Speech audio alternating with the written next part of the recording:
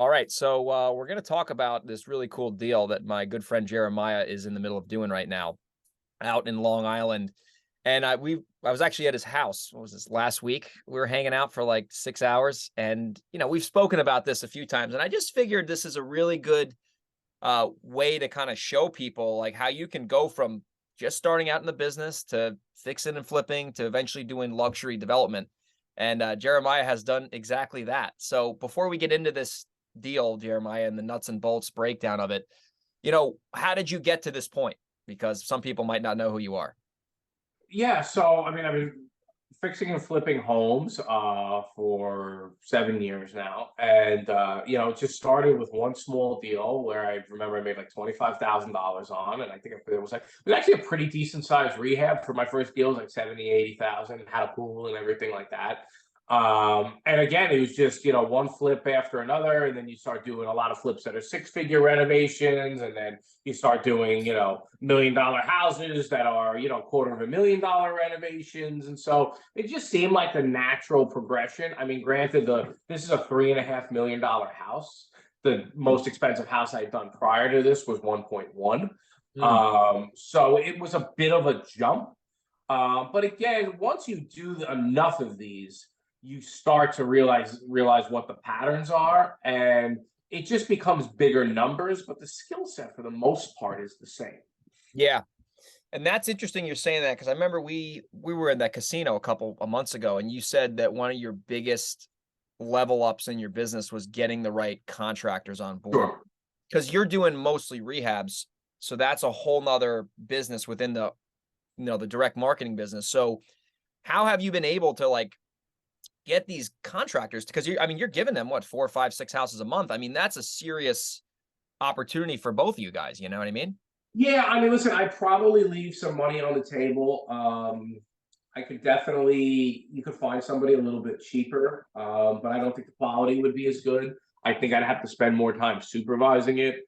And that just takes me away from areas that I'm not good at. And quite frankly, on this house, I've been subbing everything out for the most part, Yeah. just because we're dealing with such big numbers and obviously I know how important it is to do it right. So I've kept a personal eye on this house, which has taken up, a lot of my time, probably more than I anticipated. But I felt it was important to really involve myself, because when you're doing a project of this magnitude, even though it's just bigger numbers, and the skill set remains the same, you have to be careful, because you might think you have this big spread, but we were just talking about it earlier. Every line item could be $100 grand, 100 for foundation, 100 for windows. That if you're not careful, compound that enough over the course of different trades and different things you have to put in, you could find yourself really digging into your profit. And that's not, I didn't want to put all this time, effort into it. Obviously, I want the experience, but I want it to be a successful project for me financially. Yeah, yeah, especially too with those. Just the fact that the windows are 100. I mean, just that's a whole nother level. I mean, what normal renovations, what, 100 grand if it's really bad, and you're Yeah. talking about windows. So let's just jump right into the deal here. So obviously, before you did this, you had a lot of experience, so you didn't just go in this thing willy nilly.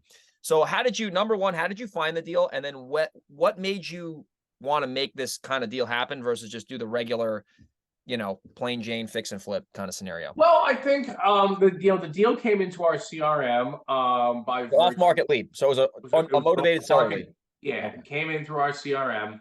And it was somebody that it was a secondary property. He lived in the city. The house had kind of fallen into disrepair. And the numbers seemed good, not great, to just basically buy it, fix it up, and put it back on the market, but not amazing.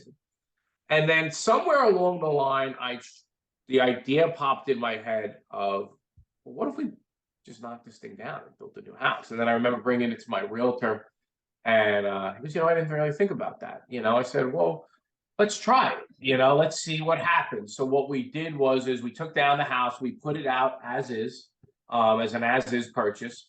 We were getting some really, really good feedback. And we're getting a lot of activity and a lot of offers, but simultaneously, we also put a rendering. I paid a lot of money to have a rendering of the house put up. Yeah. I knew I was kind of, taking a risk of spending 7,000, 8,000 on this fancy rendering to potentially just sell it as is. But I wanted to try both. We put them both up at the same time. We actually had gotten a really, really good offer for it as is, that I was going to go into that direction. But then the older guy ultimately backed out. And we were getting good offers on the house as is, but all of a sudden we had a buyer come out of nowhere, more or less, and say, hey, I want to buy this house. And we ran the numbers as if it was going to be a new build. And the numbers are just a lot better, you know what I mean, as a new build. And so we said, you know what, we're gonna do this.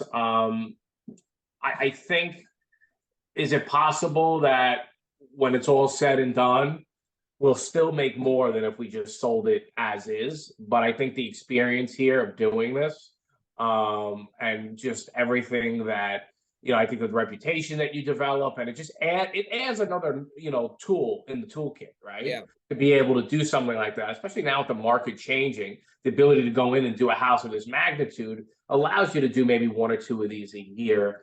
And now, obviously, having done new builds before, but now doing larger scale new builds, it's just something else to add into the repertoire. So I'm, happy about that. I really am.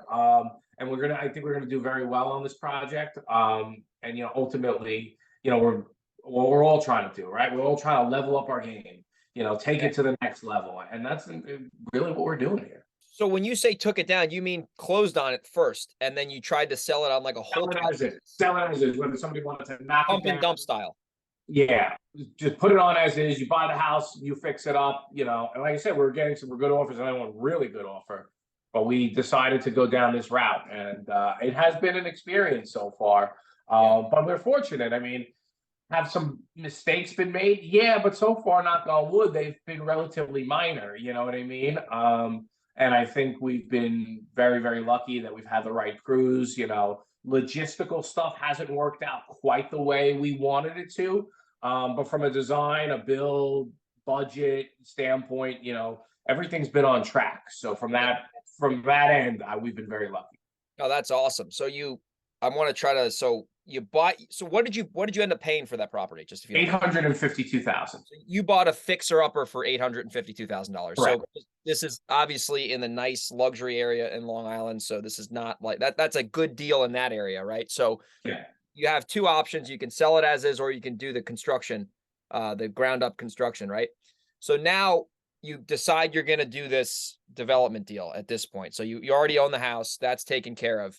Now, how did you forecast those numbers?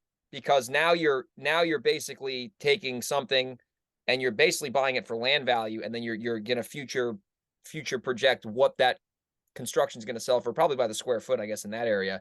So how did you make because this is where some people might be like, oh crap, that maybe I can do that in my area. Maybe I'm in Jersey, maybe I'm in Westchester where I am. Like it's all similar. Well, I mean, we ultimately knew that, I had to be all in between purchase and repair for under 70% Yep. of, the 70% rule on a flip is always a home run. But in a new build with the length of time, you got to be under that, right? Wow. You got to be under the 70%, even with the numbers that higher. Because of how long it takes, right? Got it. So we did the math based on what we thought it would take to build a house, which we projected at the time to be about $1.5 million plus the 850. You know what I mean? So that put us in, for 2.3, a little over 2.3. And I said we're gonna put it up for 3.5. If we get 3.5 for it, and we have somebody locked in at 3.5, then we know we've got enough spread to make this work. Yeah. That's in fact what we did.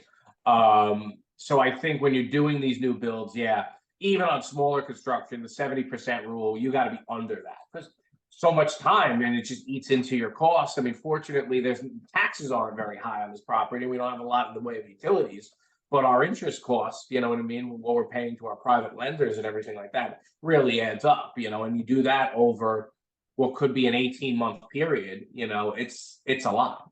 That's a lot. So then you obviously had to figure out the soft cost component, and that's what I want to cover now. Like you instead of going in and just renovating the existing, you had to you can't not file a permit for a new construction. You're going to be, that job will stop in 2 seconds. So how was the process from getting the property, from where it was to knock down to then like what did that look like? Because I mean, So the first thing you have to do yeah. is, obviously you got to get a survey, you got to get plans, you got to have the proposed plans on the survey, and then you got to take that survey along with you get soil tests done to determine, what your soil's like, to determine what your health, the sanitary system that you need. Yeah. And you take all that information with the size house, plot it on the survey, along with your soil samples and a few other things, and you submit it into an engineer. Engineer will come up based on what they see with a proposed sanitary system. In this case, they call it the IA system, right? It's about $40,000 septic system. Oh my And God. it's beyond what a normal septic system is. It's much, there's electrical components to it. It's pretty intricate. But you take all that, the engineer draws up a plan, they submit it to the, sorry about that. I hit something on my keyboard and took a video of. And they'll submit it to the Department of Health Oh, I didn't even know that. to get an approved health system. Once you get an approved health system, then you can take that approved health system along with your plans and everything else, and you submit that to the building department. So when we finally got the official sign off, this was in like February. It took a few months, about 3 months, to get our health system in place. The first person that we hired got, I think, a little bit intimidated by the project. He saw the soil test, and I guess he had an approach that would have been incredibly costly to do. So I actually wound up finding somebody who was a little bit more local to that area. And they're like, no, you don't have to do all that. We'll come up with a system. They weren't cheap, but they got us the system, they built it, they put it through. And within, so I guess that was in February. So March, I would say we submitted it and to the health department. And then by May, we had our approval back. And you had then, a building permit ready to go. Like, no, just our health department. Oh, wow. Okay. Then you take the health department approval along with the plans and you submit that into building, which took about 3 months. From May, so June, July, August. By mid-August, we had our building permit and we got to work right away on that, That's not that bad. No one long. It's not terrible. I mean, in a lot of other townships, it could take a really long time. It ebbs and flows. Sometimes it's a 6-week turnaround, an 8-week, a 12-week. We got in on a relatively good period of time, but yeah, it's not terrible. I mean, if you think about it, like we started, and if I had to do it over again, I probably could cut that time down a little bit. But you think about it, March, April, May, June, July, August, so 5 months total. But there was prep work that went into that. Obviously, I had to get plans drawn up. I had to plot it on the survey. I had to get the test holes done. I had to take that. I had to get, obviously, all the stuff with the architect sorted out. So there was a lot that went into it leading up to that time. So if you really think about when we dove into doing this, I really say we started in January. In February, and it wasn't until August that we had approved building. And then, like I said, we started it. We've got the shell built. We're going to start the mechanical soon, early December. We're hoping by April, we're done with the house. But and by the time we get the final COs and everything, this is going to be an 18-month process. What about knocking the thing down? How does that work? Like, is that a pain in the ass, or that's part of the whole permit process? That's part of the permit process. Yeah, I mean, there's something that they make you do. They make you get a letter from the electrical authority saying that hey, PSE&G, that hey, the wires have been disconnected from this house, and you know what I mean. And I think you have to get asbestos removal. Assume that there's no asbestos in the house, so that when knock it down, the stuff doesn't spread into the air. Even though it's probably relatively minimal. So we, luckily enough, that passed. We didn't have any issues there. And once you have all that, you submit that in with your building permit, but you need that letter from PSE&G saying, hey, the electric has been disconnected from the house. Got it. If that was in the town of North Hempstead, you'd probably still be Michael always complains about that building department. Yeah, you'd still be waiting for permits. Yeah. With variances. I mean, listen, we're fortunate. It's a big plot of land. Yeah. So, we didn't have to worry too much about variances. East Hampton is very strict about how much you can clear. So where we are is considered a water recharge area. And so our clearing limitations are less, you know what I mean? How big is a lot that this thing is an acre? And can you subdivide that and put 2, or that would not work? That would not work. We built the biggest house.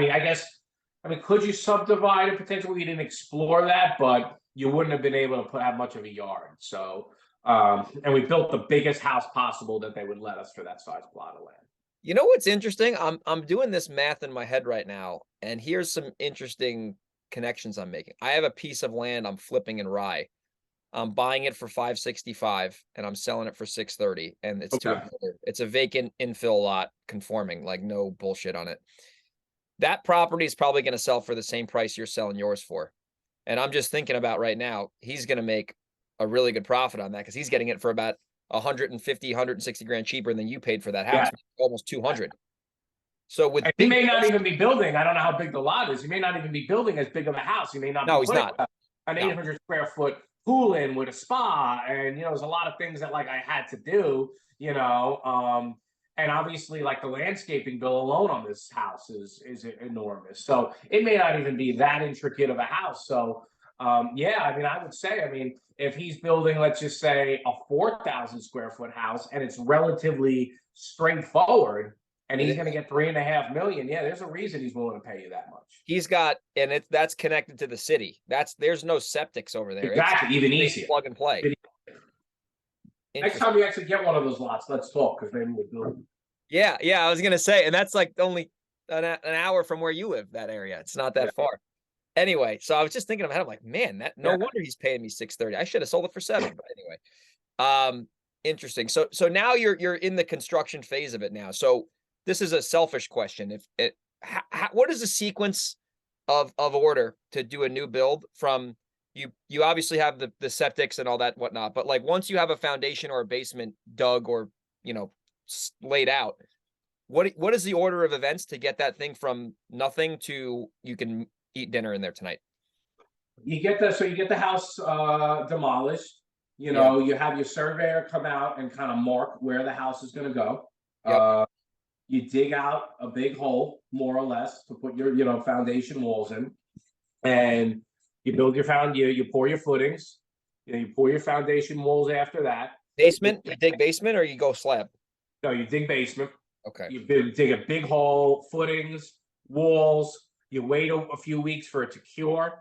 Then what I like to do is then put the first floor system in. So if you think about it as a big open box, right? You don't want to have if you backfill and you have too much side to side movement, you're creating stress on the foundation walls. Whereas if you cross brace it with the first floor framing system, it kind of gives it some rigidity, right? Yeah. Then you backfill it all. Then at that point, you could start framing.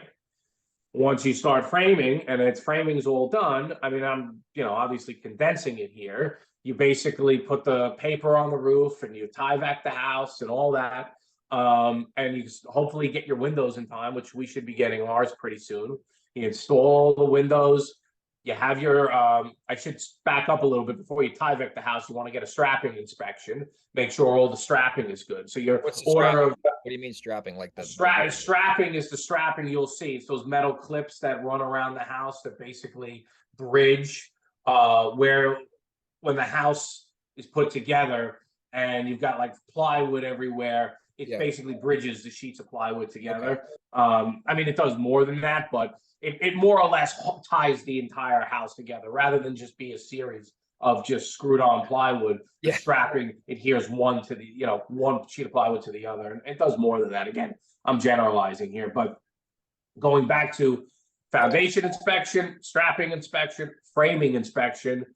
Then once you're done, you get your mechanicals in. So your HVAC, your plumbing, your electrical. You get inspections on those. Then you do your insulation inspection.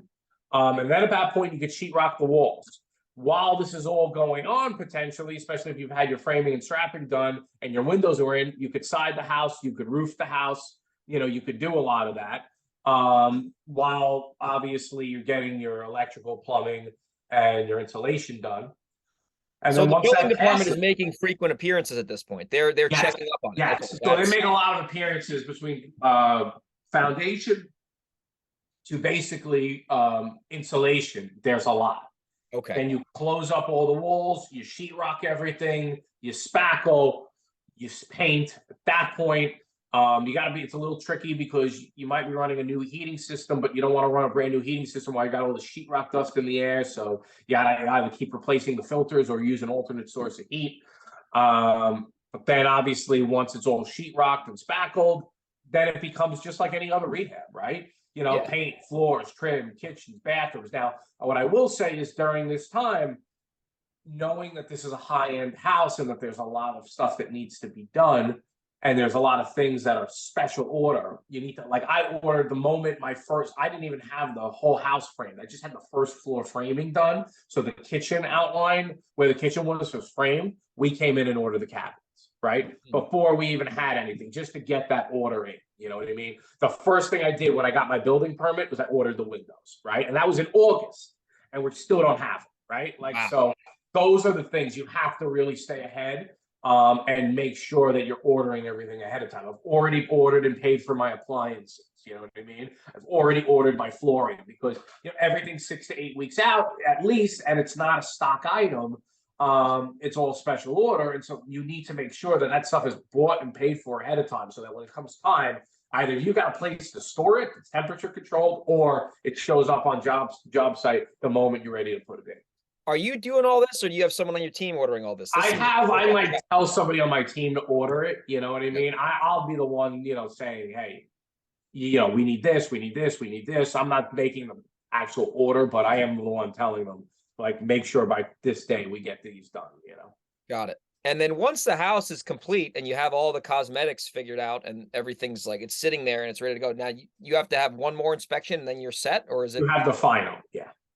And then they basically either approve it or they say you need to change, and then so you have the final. Chances are they'll come back with, usually on the final is going to give you the hardest time, and they'll have come back with a bunch of things you need to do, and then at that point they'll basically sign off on it, and you submit and keep in mind, while this is all happening, you're also doing your health permit is a separate permit altogether, right? That's not with Town of East Hampton. That's with Suffolk County Health Department for your septic.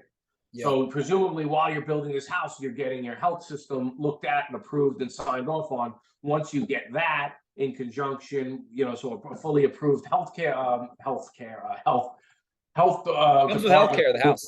Yeah. Health department septic system. Once you get that approval done, you take that in conjunction with, hey, I've passed all my inspections and a final survey, and you submit all that, and then you hope that they give you your CO, which basically says, okay, everything conforms, and congratulations, this is an official house recognized by the Town of East Hampton, and we're done and we close.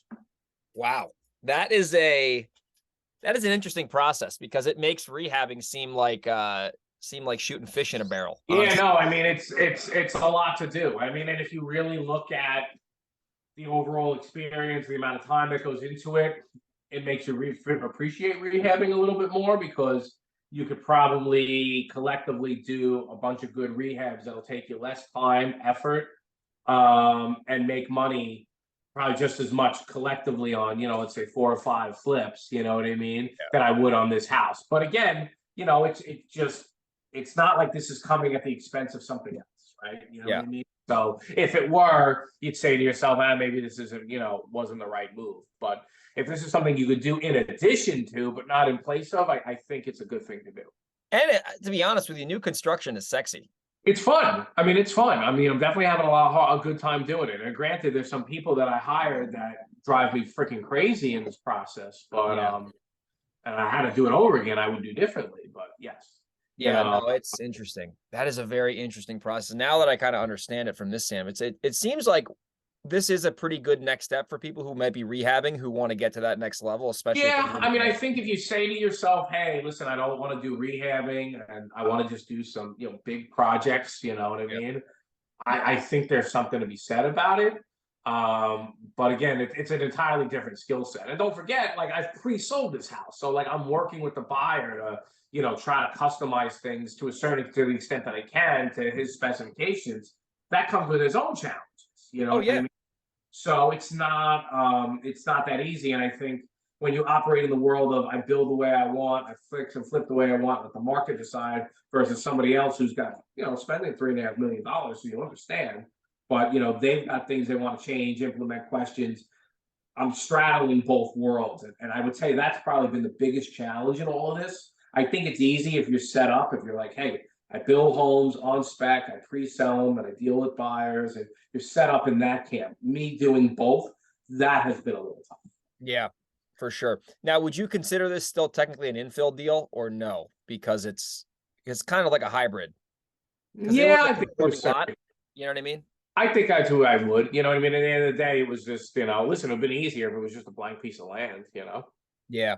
Yeah, that's interesting because I mean, the reason I'm saying that is I wholesaled a house in New Jersey last month and it was a straight infill. Like it was in an area where was it in Lake Hiawatha? So it's up by Yeah. Morristown. And that area is just known, at least in this subdivision, where there's like a normal small house and then the next door house is a mansion. And then Yeah. so you can just like the way I looked at the deal, I was like, I looked at the lot size and I looked at what the new construction is going, and I had a buyer for it right away. Actually, this is funny. The way I found the buyer was on Google Street View. I looked at the new construction house, typed in the address, Googled it. And it was like Roy Buys Houses LLC. And then I called him and I said, hey, this is super weird, but I saw you just developed that house down the street. I got something for you. And he ended up buying the property, which was crazy from a Awesome. Google Yeah. search. That's incredible. But the point is, like, a lot of wholesalers or even rehabbers, they just look at everything one dimensionally. And like, for example, that lot deal I was telling you about in Rye, on the surface, if you didn't know how valuable it was, oh my God, this guy's asking way too much money. He's asking 560 grand for a piece of dirt. That's insane. But if you know what that could be worth, and I'll just cover that real quick. It's like, I knew that new construction via the MLS was selling for 3 to 3.5. And I knew I called the building department. I said, what does the lot size need to be in order to build?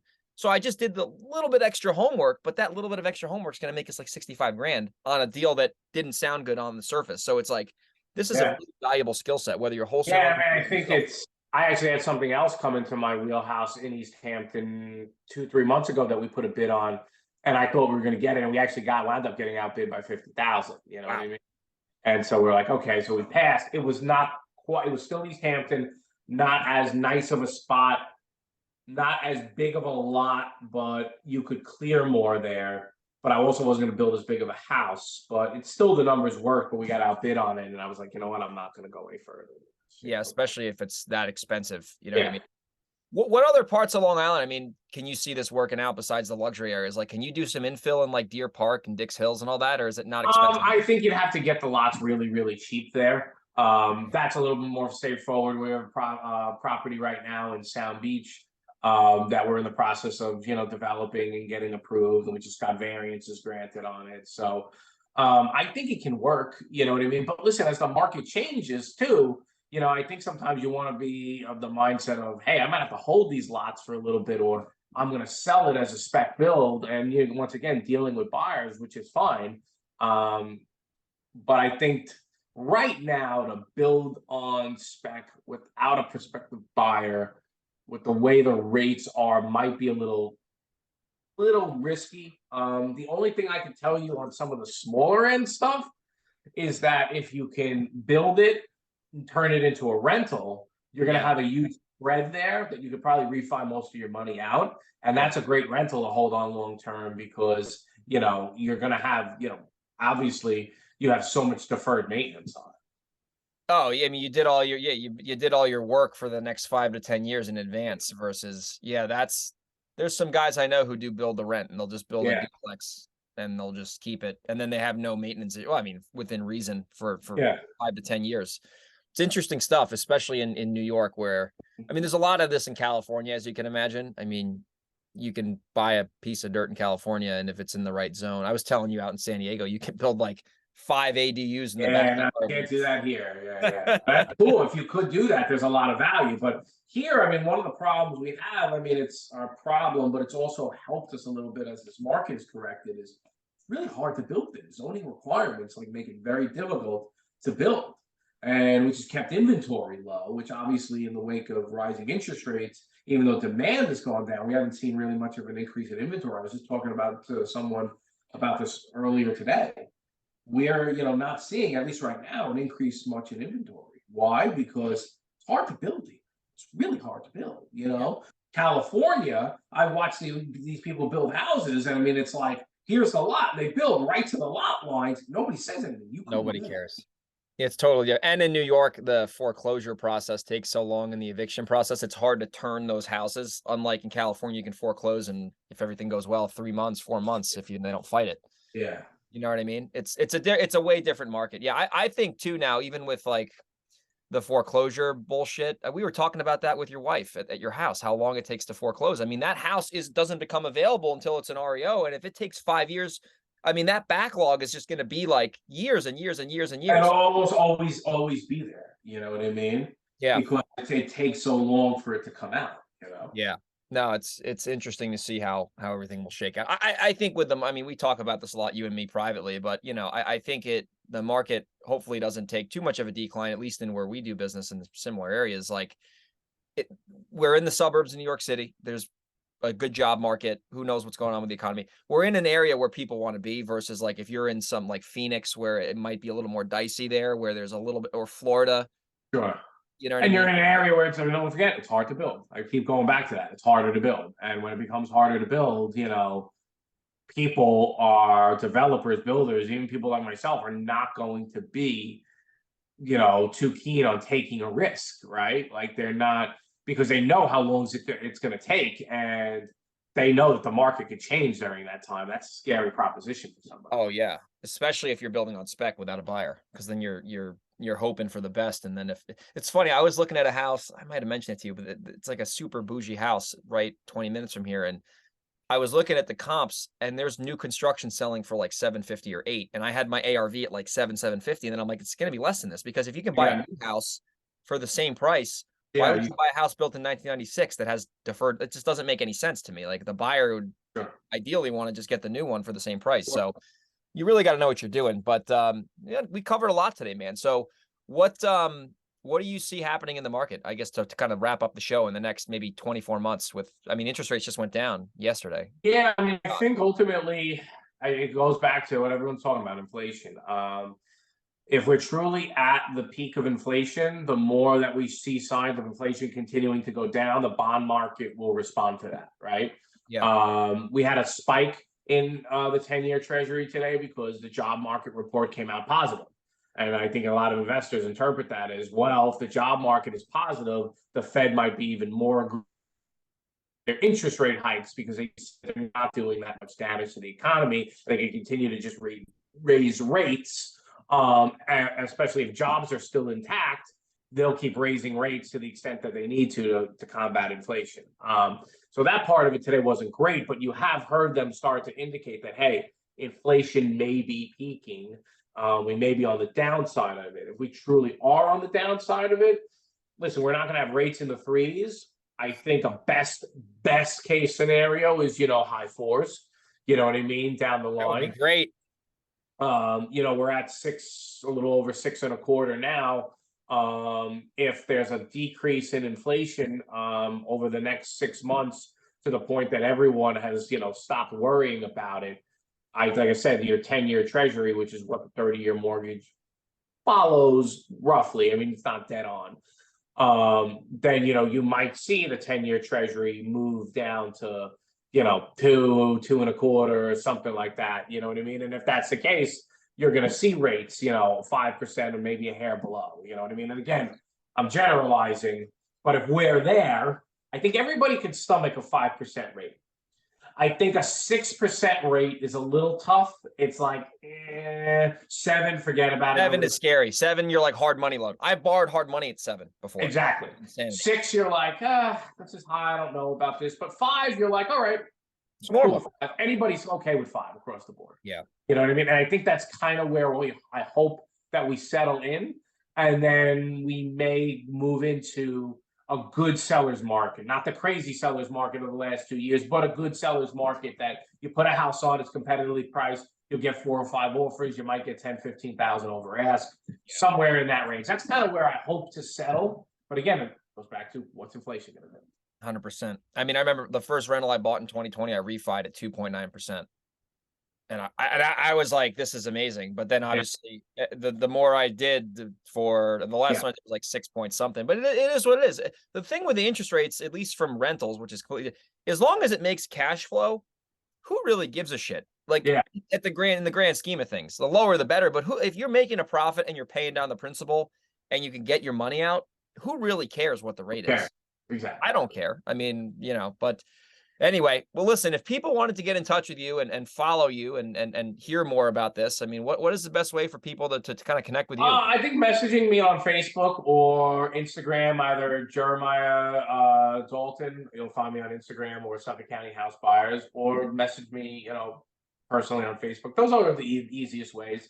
You know what I mean? And I'm an open book. You know what I mean? I've been fortunate. I've had a lot of experience in the rehab world, and as we did some new builds, and now we're doing a much larger new build. I got a pretty diverse skill set, at least in the fix and flip realm of it. You know what I mean? We'll do $300,000 houses in lower areas, and we'll do 8, 9 million, obviously 3.5 million. So there's not many people that have especially where I am, have as wide of a range.